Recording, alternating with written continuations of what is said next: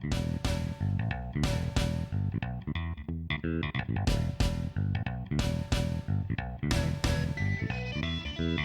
to Sweethearts or Rivals. I'm Charla. I'm Justin. What are we doing today? Today we are going to be taking a look at the BGG Top 10 Games, January 1st, 2017. Right. So this is something we're probably going to do each year. Yep. Just to see if we own them. Mm-hmm. Have we played them? Yep. What do we think about the ones we've played? Mm-hmm.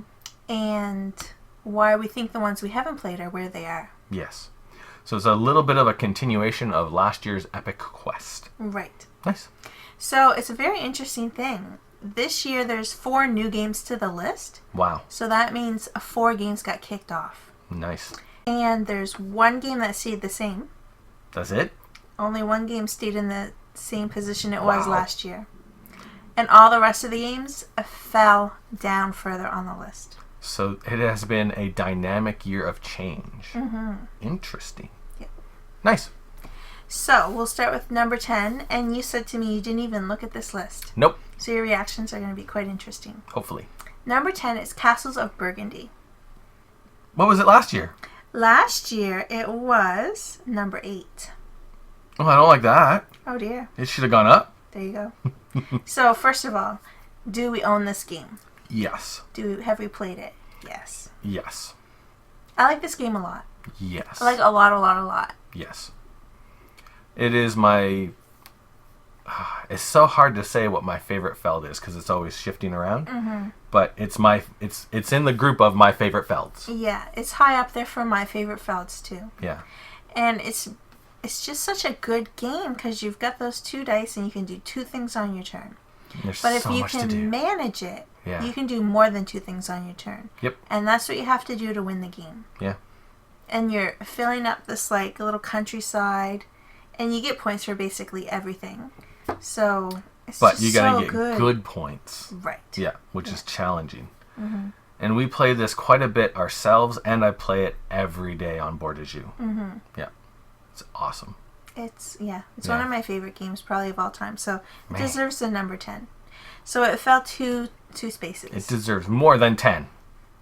Well, let's see what you think about the rest of the game. So maybe once you hear them all, you'll be like, maybe. oh well, man, okay. it should have been. I don't think so. At but least maybe. it's number 10. Yeah, Yeah. maybe. Okay. What's number 9? Number 9 is a Puerto Rico. Huh. Puerto Rico fell 3 spaces. Wow. Last year it was number 6. It's crazy because Puerto Rico has been up there for like ever. A long time. Yeah. And it's a good game. Yeah. Because you've got those cards in the middle of the table and you choose what everyone's going to do. And if you choose it, you get a slightly better thing to do. Yeah. That role selection thing is Yeah. the one that did that, kind of brought that out, showed everyone off. Yeah. Yeah. I Very like cool. it. And it's interesting. I like putting out those little plantations and collecting those resources and shipping them on the ships. Yep. Choosing the buildings, though, is a little bit trickier to me to find those synergies to get you the good points to win. Yeah, it's true. But I find it a really interesting game. Yeah. And we don't get to play it a lot because it's not really a 2-player game. It's more of a 3 and higher game. Yeah. But there's a 2-player variant we need to try. We'll have to try that out soon. Mm-hmm. Even though we own this game... we forgot to say if we owned it and we played it. We do own it. Yes to both. Yeah. We have played it. Mm-hmm. I would really like... Because it needs a reprint. Is basically what it needs. Because there was like this special anniversary edition that came out. It's too hard to get. It's too that expensive. Looks amazing, and just the artwork's all updated, and it just looks awesome. And yeah, it's difficult to find, and it's crazy expensive. But it needs a reprint because the original version is... I mean, hey, I just bought this building, and it's a purple square piece of cardboard with nothing on it except for a little bit of text. Oh, the buildings, yeah. Yeah, like just... Not the plantations. The plantations, Yeah. they could use an upgrade. They're not as bad as the cute. buildings. You have these little tiny pieces that are like super small. It could really use an aesthetic upgrade to make it more engaging. Right. But the gameplay is amazing. Yeah. Number 8 is new to the list. Ooh. It is 7 Wonders Duel. Nice. So do we own 7 Wonders Duel? Yes. Have we played it? Yes. Yeah. It's awesome. Yeah. It's a good game. Yeah. And I can say now that I like 7 Wonders Duel way better than Seven Wonders. Yeah, me too. Yeah. I still really enjoy Seven Wonders. Seven Wonders is okay, but Seven Wonders Duel is how I'd rather play. Yeah. Oddly enough, we got into Seven Wonders and we started buying all the expansions and then realized it was better with a little bit less. So, as much as I love Seven Wonders Duel, I don't really have a whole lot of drive to get the expansions for it. Yeah, I'm still on the fence. Yeah. Because I want to take that off, set it up, know exactly how to set it up, and just dive in and start playing. Yeah. Yeah. Cool.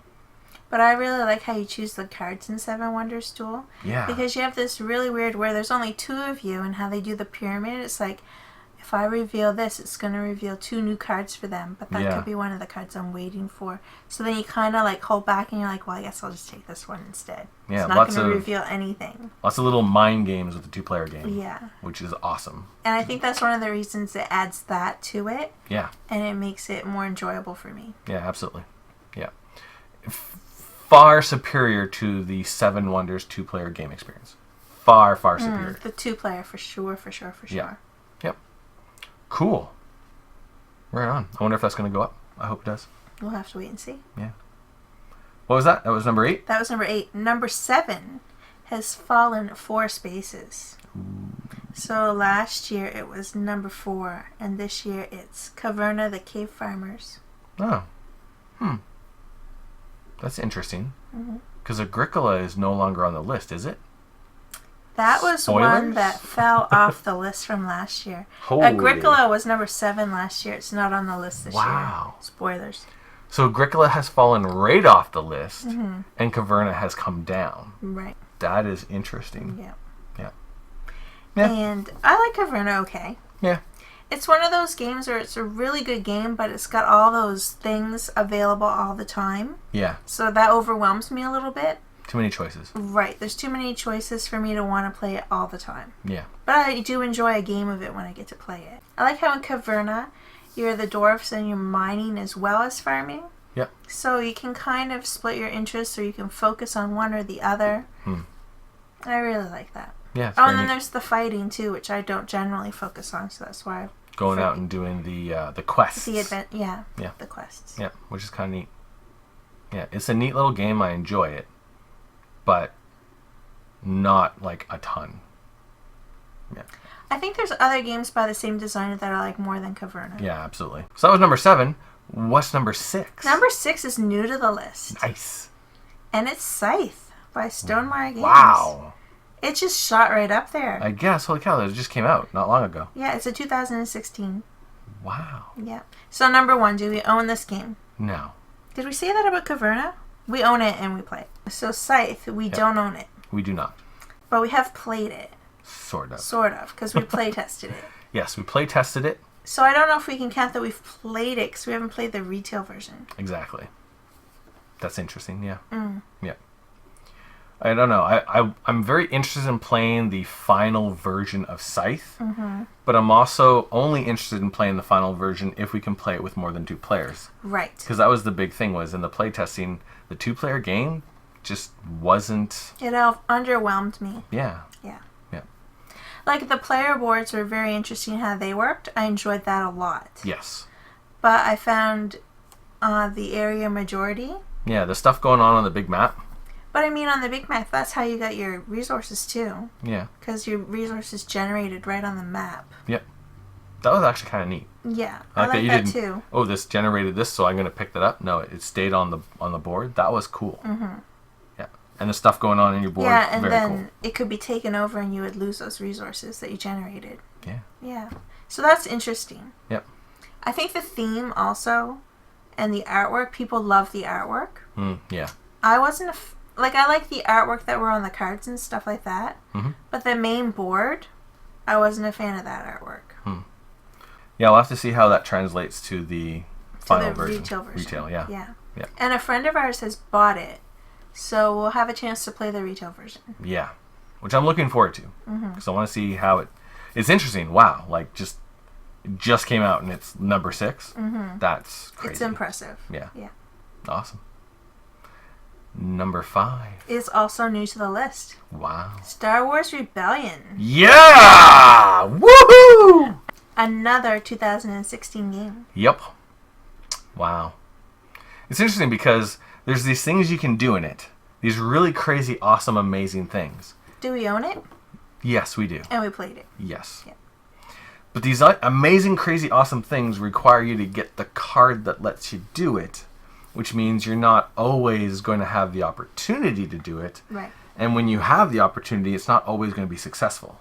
So the very first time we played, you managed to capture Chewie and turn him to the dark side. I did. Which was amazing. Is that going to happen in every game? No. No. No. Which is even better because it makes these crazy, awesome narratives that aren't always going to happen. Because if that happened in every game, then it would be stupid. Yeah. Oh, when are you going to take over Chewie? Yeah. Oh, look, there he's gone to the dark side. What to do? Yeah. Yeah, but the fact that that's going to happen maybe once every 10 games. Yeah, and it's going to be different characters too. Yeah. Because like you could turn like Princess Leia to the dark side or something. Yep.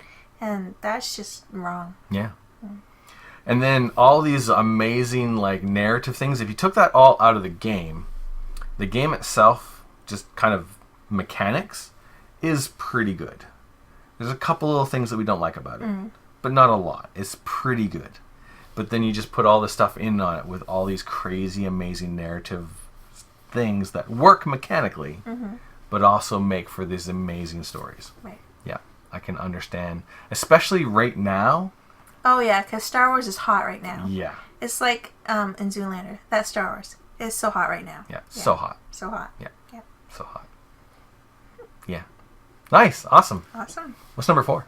Number 4 was on the list last year. It fell one space. Okay. It's Terra Mystica. Nice. That's cool. So last year it was number 3. Wow. And we own this game and we have played it. Yes. In the past. In the past. Right. I haven't played it lately. But we're going to. That's interesting. So it really hasn't, like, it moved one space. It pretty much stayed where it was. Yeah. That's cool. Yeah. We definitely have to. Terra Mystica is a good game. Yeah. Because it's very interesting, your player board, how you get to take all your pieces off and it reveals, like, income or lets you do different things. Yep. And each person you play is going to have different abilities. Yep. Very asymmetrical, but everybody in a game has a lot of balancing to do. Right. On how the game plays, which is very unique. And it's cool because you're going to have a ton of replayability. Yep. Because you can take the same player board like for a few games to like really master that one person.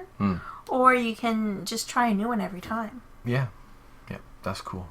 I'm glad that kind of stuck up there. It's good. Yeah. Cool. It's an excellent game. What was that? That was number 4? Yep. Number 3. Number 3. Moved down one space. It was number 2 last year. Ooh, it was Twilight Struggle. Do we own this game? We do not, and we've never played it. No. No. And that's another asymmetrical Yes. game. And everything I understand and know about the game is it deserves to be up there because the gameplay is so immersive and so amazing and so interesting. Yeah. But that would be a game where we would have to sit down and we would have to read every single card before we even played. Yeah, to even, if we're only ever going to play it the one time, yeah, I would have to read every card. Yeah. Just because I think there's a lot to it. Yeah. So, this game has a theme that I really am not interested in. Yeah. So, I don't know if we'll ever play it, but... And it's just a straight up 2-player game? Wow. Yeah. Because we know people that own it. We do. But the chances of us sitting down and playing it. Now, I would be interested in knowing if they've played it yet. Because the last time we talked to them, they hadn't played it. Because it's really hard to learn. Yep. The rule book is, like, a bit of a beast. Ginormous. Yep. Yeah. So, are we ever going to play it? Probably not. But you never know. But you never know. Never say never. Yeah. Probably not. But you never know. Right. Yeah. So, number 2 is new to the list as well. That is crazy. Like last year, it was, I can't remember because I didn't write down last year. Okay. It was not quite to the top 10 yet. Oh, okay. I think I know what this is. It's the New Through the Ages, A Story of Civilization. Nice. That's cool. So, the old one was on the list last year. Yep. And that was at number 5 last year, but it's not on the list anymore. Which makes sense. Because from everything I understand about this one, it's far superior. Right now, do we own this game? We do. It's right there. Yep. And we have not played it yet. No, not yet. I don't know why we haven't played it yet. I think we played, because we had the other one, and we played it a lot. We did. All in a row. Yeah. Like, we were obsessed with, like, for 2 months. Yeah. Yeah. So when we found out that the new one was coming out, and that was going to be improved, we're like, awesome. And we got rid of the old one, and we immediately got the new one. But I think we had played, like, ourselves out a little bit. A little bit, yeah. So, actually, that should be on our list to play this year for sure, too. Yeah. Yep, we definitely have to get that played, because we have not technically ever played it. Right. Not the new version. Right. Yeah. And it's very cool. And it's very interesting that last year the old one is at number 5. Although the year before that, it was number 3. Wow. But last year there was a transition where the new one was out, and I think the old one was moving down and the new one was moving up. So. Yep. Does that make sense? Yeah. And this year it's number 2. Right. Wow. That's awesome. Yeah. So yeah, it's pretty much where the old one was 2 years ago. Yeah. It's kind of replaced it. That's cool. Yeah. Nice. And the number 1 game? The number 1 game is the same as last year, and it's Pandemic Legacy. Yep. Which doesn't surprise me. And we do not own this game. No. And we have not played this game. No. However, we have played base game Pandemic. Yes. Yeah. And then, So we do have an idea of, like, what the game's about. Yeah. Like, how it might play. It's kind of like one of the 2 themes I'm not interested in. One's historical war stuff, and the other one is, like, anything about diseases and infecting stuff. Yeah. Kind of grossed me out. So, I don't know. If friends of ours had it and they invited us to be part of their campaign, I would probably play it with them. Yeah. But I don't think I want to buy it and then organize the game nights. The idea of a cinematic legacy style game is very intriguing. Oh, yes. And very interesting. It's something I definitely want to try, but not Pandemic. Right. Yeah. So yeah, exactly what you said. If somebody else bought it and invited us to be a part of it, awesome. Yeah. But would we get a copy for just me and you to play? I don't think so. No. Yeah. There are other games that are coming out that are going to try to do that legacy that are more interesting themes that we will try. Yeah. Yeah. Cool. But it makes sense that it's number 1. Right. Cool. So I think I mentioned 2 games that left the list. It was the Agricola and the Old Through the Ages. Yep. The other 2 that left the list from last year are Mage Knight Wow. and Star Wars Imperial Assault. Wow. Imperial Assault does surprise me a little bit because it is the year of Star Wars. Yeah, but it was only 10 last year. Oh, okay. And then Mage Knight was number 9 last year. Yeah. That's interesting because there's a new version of Mage Knight that is Star Trek? I can't remember now. Is it Star Trek? Yeah. That intrigues me because I'm a Trekkie. Yeah. So we'll see if that's maybe in a transition where the Star Trek one takes over. Well, it's not out though, I don't think. I haven't seen anyone talking about it. Yeah. Maybe it's not out yet. Interesting. But that's kind of our recap of the list. Hopefully we didn't forget to say too many of them if we owned them or played them. But for the majority of them, we pretty much played them all. Alright, so that's the list. The top 10 BGG games, January 1st, 2017. Right. Cool. And next year we'll do the ones for 2018. That's right. Well. Awesome. Thanks for watching. Thanks a lot. We'll see you in the next video. Laters.